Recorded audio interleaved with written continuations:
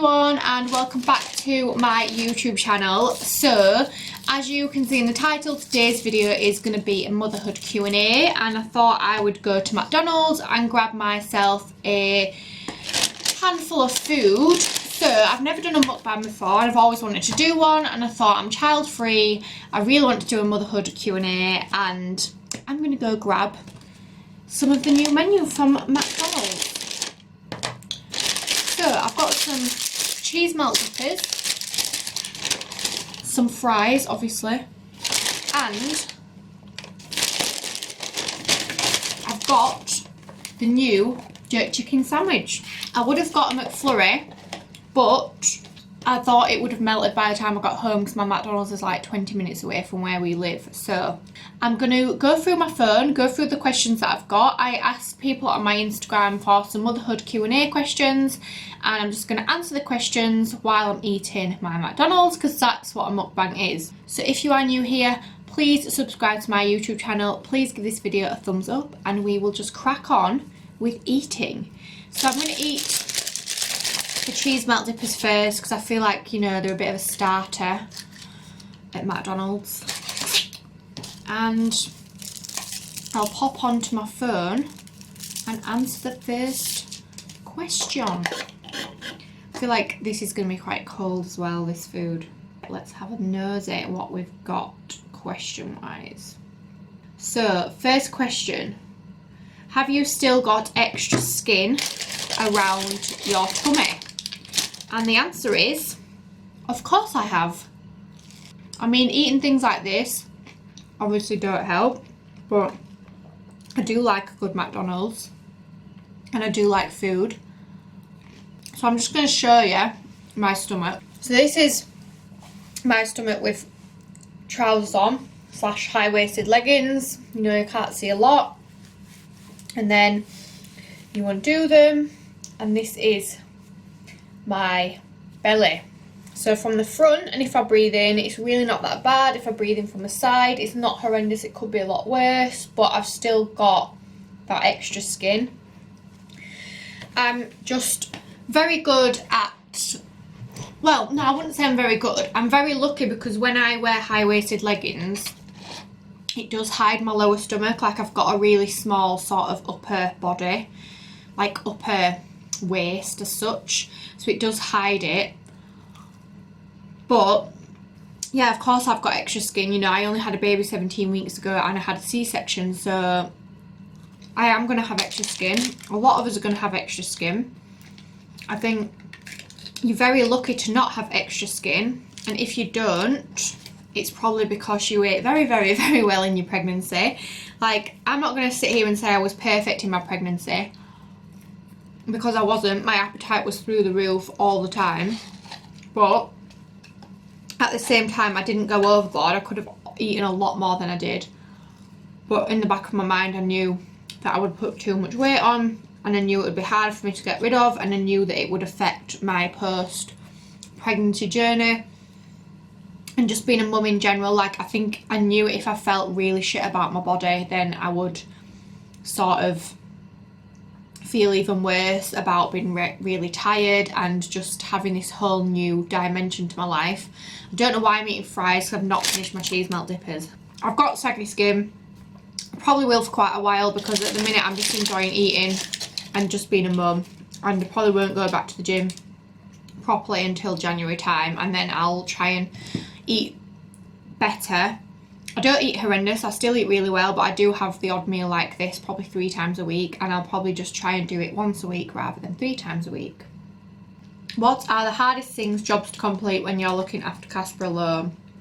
So I would say just like general cleaning. I can always put the washing on, I can always put the washing out because I'll just sit him next to me in his bouncer. But I just think it's things like cleaning the bathroom. Like, I never ever think to myself, right, Casper, we're going to clean the bathroom today. It just doesn't ever enter my mind. And then I'll have a shower like at night or in the morning. I'll think, wow, this bathroom is disgusting. But I just feel like I'm not about to make Casper watch me clean the bathroom. He probably wouldn't mind it, to be fair, but I am one of these people that does go out. I'm doing it again. I'm eating fries and I've not finished my cheese melt dippers.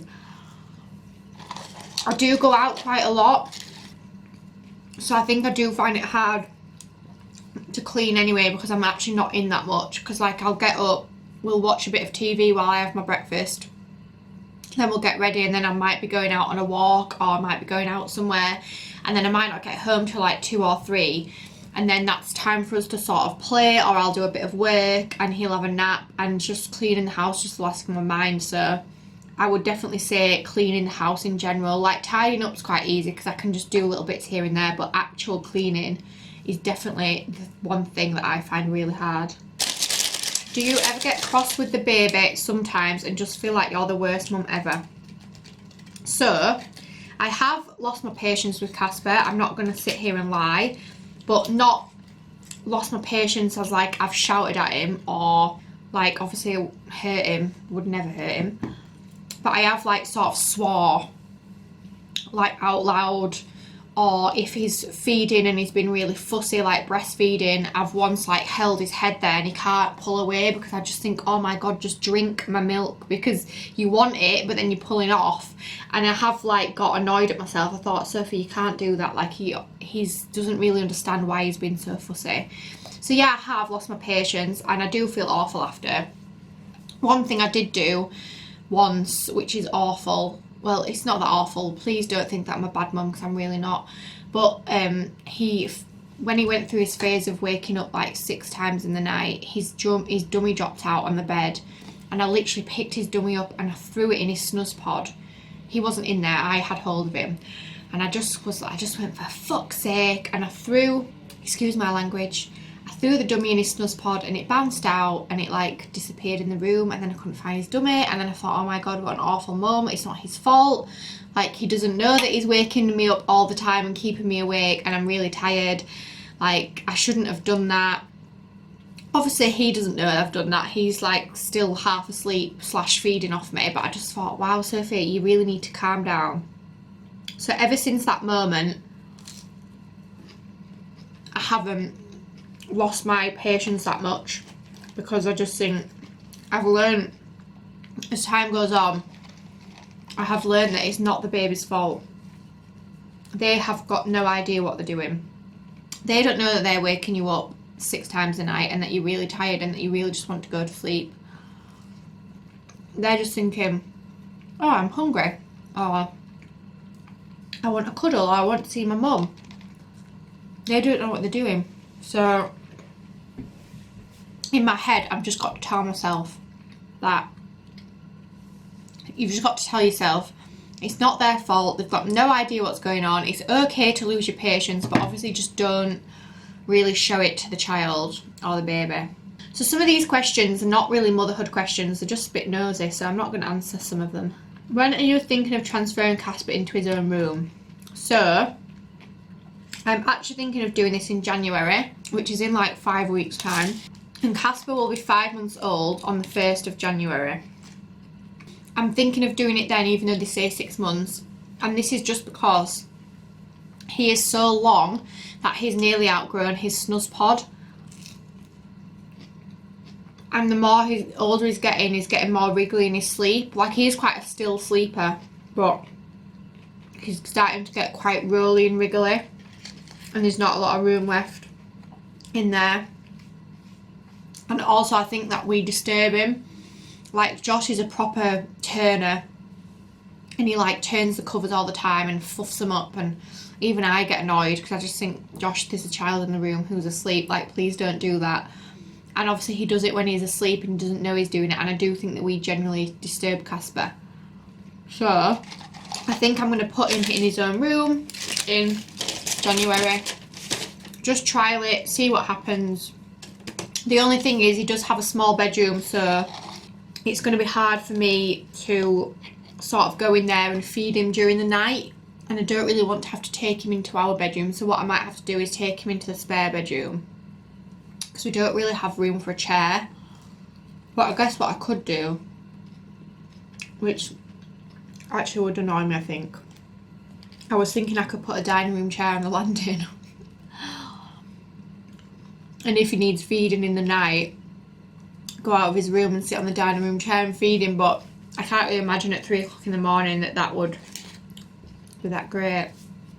So I probably won't do that. But yeah, we're going to trial it in January and just sort of see what happens.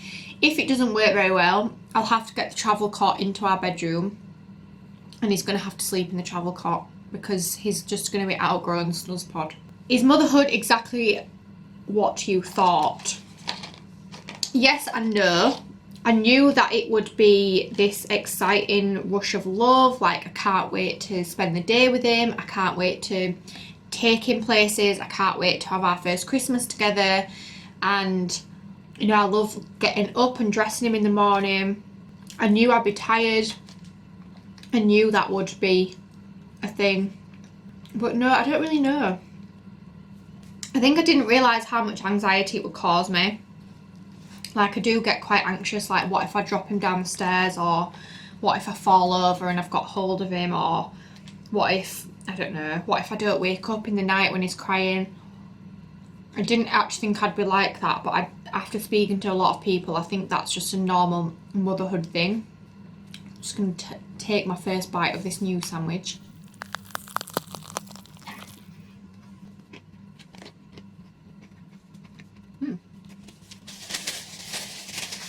Quite nice. I knew it would be hard, but some days are a lot harder than others, and I don't think I realised how hard those days would be, but it's totally worth it. I genuinely thought that I would still be able to do loads of work when I have Casper at home, and that's not the case. I guess I thought that babies, even Casper's age, at 4 months, didn't need that much entertaining, and they really, really do. Like, he gets bored so easily. And obviously I love entertaining him. I would sit and play with him all day if I could, but I do have a job as well. Like, I think a lot of mums are on maternity leave. You know, they might have the 6 to 9 months maternity leave, and like that is it. Like, they are on maternity leave, they don't have to think about work, they just get up, be with the baby, you know, they might go out for the day, they're thinking of things to do, all these classes, whereas I've got that, and then I've also got to think, right, I really need to answer these emails, I really need to edit my website, I really need to get this work done, I really need to write these plans, and I've got that in my head on top of just being a mother in general. And then obviously I've got YouTube, but that's my own fault, I put that on myself. You know, I don't really need to do it, I want to do it. I guess I just give myself a lot of work to do, and I can't always do it, but that is what it is. But yeah, motherhood is amazing. Best thing I've ever done, ever. So you look like such a natural, what have you found the hardest? So thank you anyway for that. A lot of people say that they think I look like a natural, and I generally do feel like a natural. I've always had a motherly instinct, like even with like my friends' babies, I've just always kind of been the one to pick them up, been the one to stop them from crying. And for me, the thing that I found the hardest is Casper being sick, which if he wasn't sick, I generally think that he would be the easiest baby in the world. Like, he hardly ever cries, he's just will chill and watch us all day. Like, he does get bored easily, but he also does not need entertaining 24/7. Is like, if I put him down, he won't cry. You know, he's always gone to sleep in his snuzz pod. I've never had any of those sort of issues. But for me, it is the sickness. I just did not expect a baby to ever be that sick. I don't know anyone whose baby's ever been as sick as Casper. I'm sure there's plenty of babies that are as sick as Casper, but I don't know any that are. Or I never knew any with that word before I had him.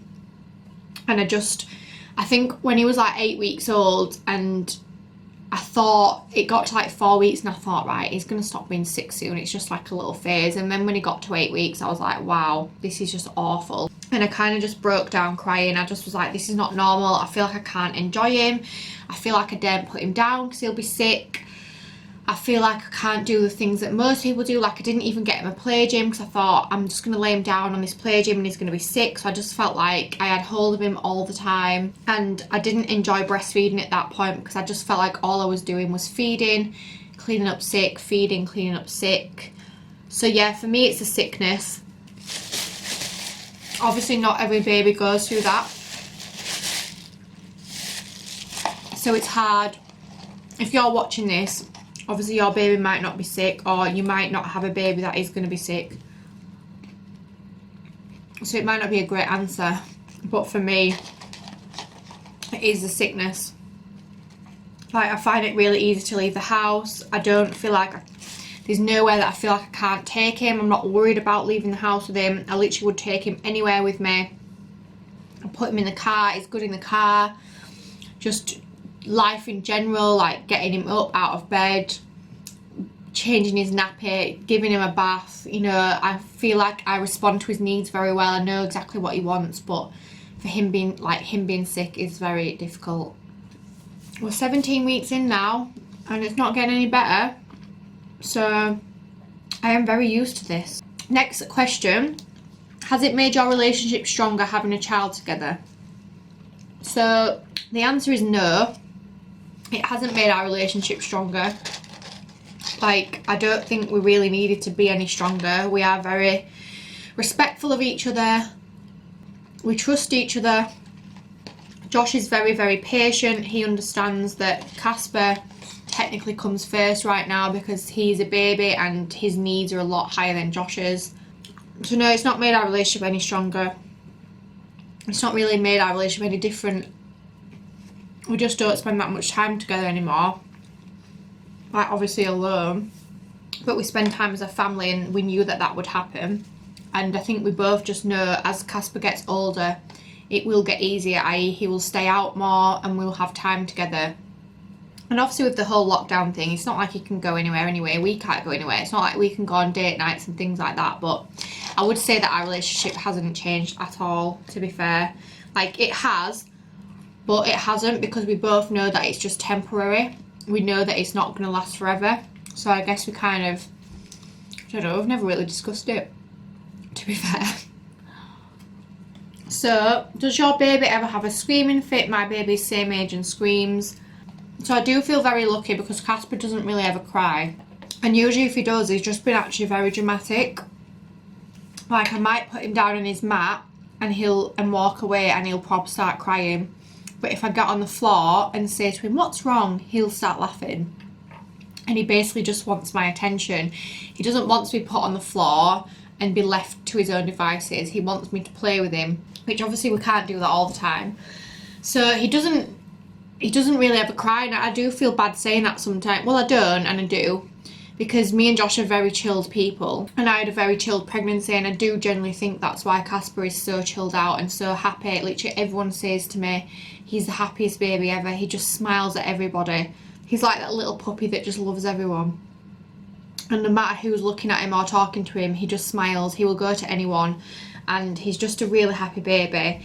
And he would only, if he proper cried or screamed, I would think there was something like genuinely really wrong with him. But if you are asking me this question, although it actually says the baby's the same age, because I was going to say if they're under 8 weeks, they could be suffering from colicky symptoms. But sometimes I find Casper gets quite bored, especially on an evening / late afternoon. He will get a bit groggy and he might cry a little bit, but as soon as I pick him up and we like go into a different room, he's absolutely fine. But I do feel genuinely very lucky with Casper in that respect. Like, I have to deal with a lot of sickness, but I guess it's okay because he's just very happy. If you have a baby that cries a lot, maybe just try and do something different. You know, take them out on a walk, take them out into a different room, try and play with them, try and entertain them a little bit. Like, sometimes I think babies generally get bored and they get like a bit upset because they're bored. And they think babies do have crazy personalities. Like, sometimes I just think Casper's crazy. I actually think that he's got bipolar sometimes. Will you be having any more children? If so, what gender would you prefer? So we're definitely having one more. I've always said I want 3 children, but just kind of gonna have to see how we feel. See when Casper starts to sleep through and I'm not like tired all the time. I'm not tired all the time, but I'm not tired a lot. I don't know whether to have 2 really close together and then a third, or nice age gaps between all of them. I am 30 in just under 2 years, which I know is not old at all, but I personally don't want to be having my last child at like 35 years old. So if I was to have 3 and to spread them out, I could potentially be 35. Like, I want to be like 50 and have like 18-year-olds that can like move out, or not move out, but look after themselves, and like me and Josh can go on holiday and enjoy our lives again. You know, I still want to be quite young as well, while I have a bit of banter with my kids, and like we all go out on day trips, and you know, I'm not 50 and I'm like losing my hair. No, I'm joking. I think I want 3, but I don't know. It depends how hard or easy the next one is. Like obviously Casper's a very easy baby. Even though he does have the odd phase where he doesn't sleep very well, he still doesn't cry when he wakes up in his sleep. He still goes down to sleep, and I know a lot of babies that don't do that. And yeah, he's sick, but we could have a second baby that literally will not be put down. They won't go in the snooze pod until they're like 14 weeks old. We could have a baby that cries all the time. So I think it would just depend on the second one whether we'd have a third. And then gender wise, I'm really not bothered. I've always seen myself with 3 boys, so if I had 3 boys that wouldn't bother me, but then I do think it would be nice to have a girl. But if I didn't have a girl, it is what it is. I've got a niece, I've got a goddaughter, all my friends' children are girls, literally all of them. Casper is the first boy out of my friends. So yeah, I'm not really bothered about the gender, as long as they're healthy and easy to look after. No, I'm joking. As long as they're healthy, then I'm really not bothered about the gender at all. But I would find out the gender next time, definitely. We've said that we'd like to do it both ways, so we would find the gender out. Please help. How do you get Casper to sleep long stretches? So I've got no idea, because I do the same thing every night. And some nights he only sleeps 4 to 5 hours in his first stretch, and some nights he sleeps 8 hours in his first stretch. So I generally don't know. I just think it's him. I don't know what I do. But we do the same thing every night. We have the bath and bed routine. So bath, massage, boob or bottle, then bed. He either wears a swaddle, Love to Dream swaddle, or a grow bag, Tommy Tippy grow bag, which is really tight to him. So he does like that swaddling effect.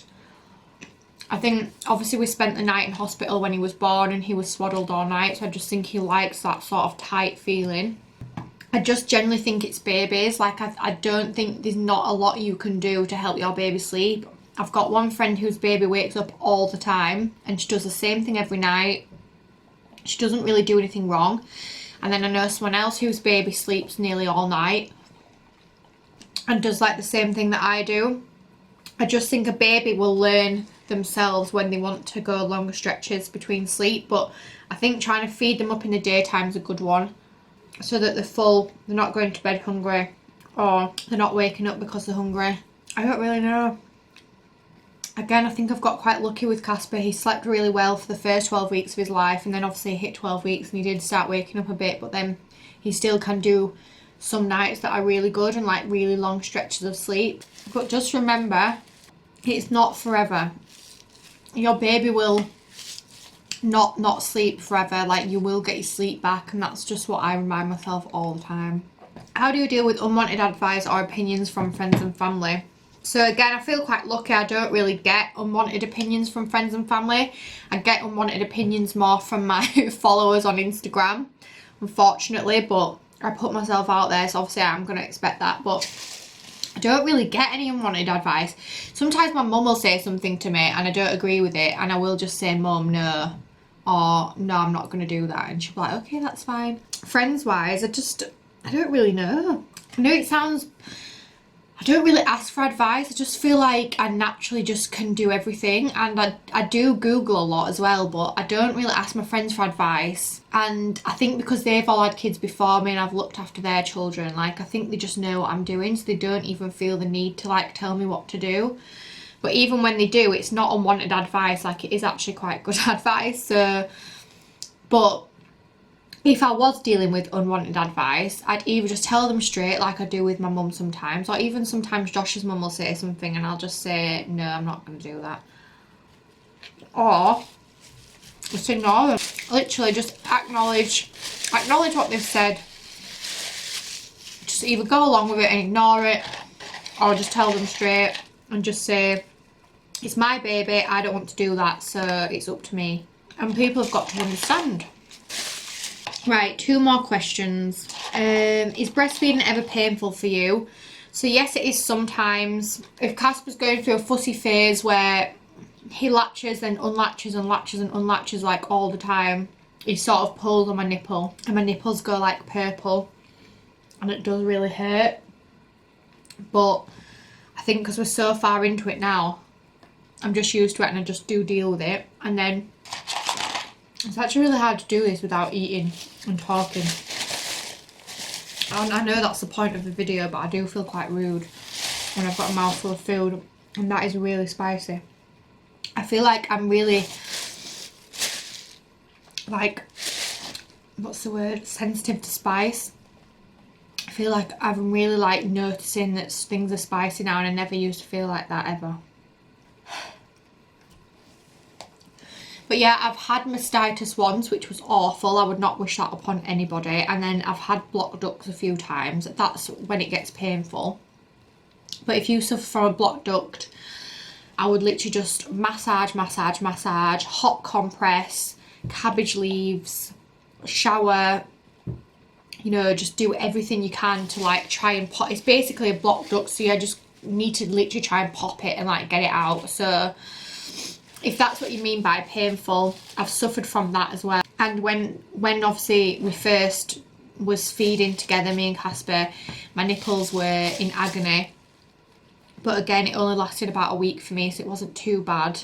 I did buy some nipple shields once, but he did not take kindly to them whatsoever. He really did not like them at all. Right, so a bit of a strange question, but please, 2 seconds, someone at the door. That was literally my mum with Casper at the door. She's lost one of his mittens and thought she'd come and tell me she's walking him. So I can't remember, how would I dress a baby girl? So I think I would dress a girl very similar to how I dress Casper. Just very plain. A plain pair of leggings, a nice plain top. I'd add more sort of like nudie pinks and pale pinks and lilacs and things like that in. I wouldn't just, I'm not really into like really bright colours, so I wouldn't, she wouldn't wear like loads of bright pinks. It'd be like more like this colour what I'm wearing now. And I'm not really into like really flowery things either. I just really like plain clothes, so I just do very similar to Casper, but maybe just more like girlier colours. But even like I'd dress a girl in like a black jumper and like leggings anyway, like I do Casper, so it would be very similar. I'm not even really into bows. I think it's quite mean putting a bow on a girl's head, like a headband. Like, why does a baby want to wear a headband? Sorry if you're watching this and you do it. I think it's okay for the picture, like if you're taking like a picture of your baby's outfit and you want to put like a little bow on the head, then that's cute. But I just think, why would a baby want to wear a tight bow on the head? I'm just not really into it. So I'm not, like, I know people who dress the little girls in like really fancy dresses, like even in the daytime, and like skirts and leggings and outfits. But for me, it literally again is just going to be a pair of leggings and a t-shirt, or a cute little baby girl, or like a little romper. Last one, which a lot of people might already know the answer to this because I've answered it before, but did you ever find out why Casper was getting so sick? And the answer is yes and no.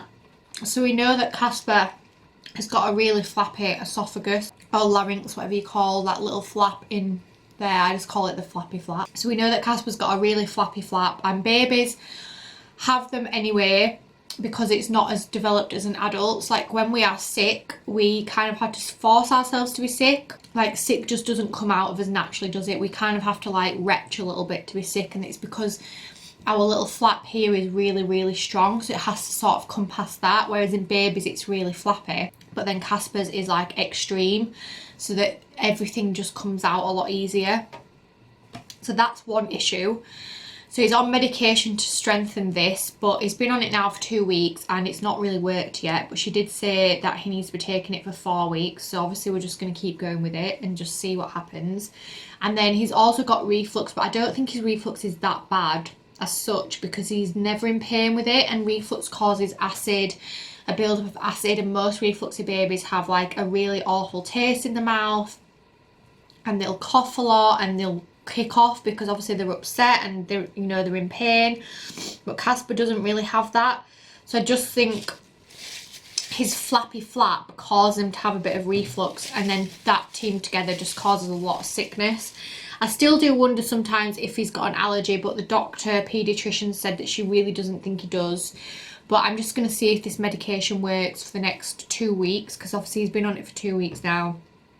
And I'm going to see if it works for another 2 weeks, and then if it doesn't, we'll be going back to the paediatrician and just seeing if we need to start taking some allergy tests to sort of help. But his sickness, it's got better and it hasn't. Like sometimes he won't be that sick after a feed and I'm like, wow, he's not been that sick. And then other times he'll be really, really, really sick. So I feel like because he's not been sick in the last feed, it's built up, and then even more's coming out in the next feed, if that makes sense. So I feel like he is as sick, but it's just not as spread out as what it was before.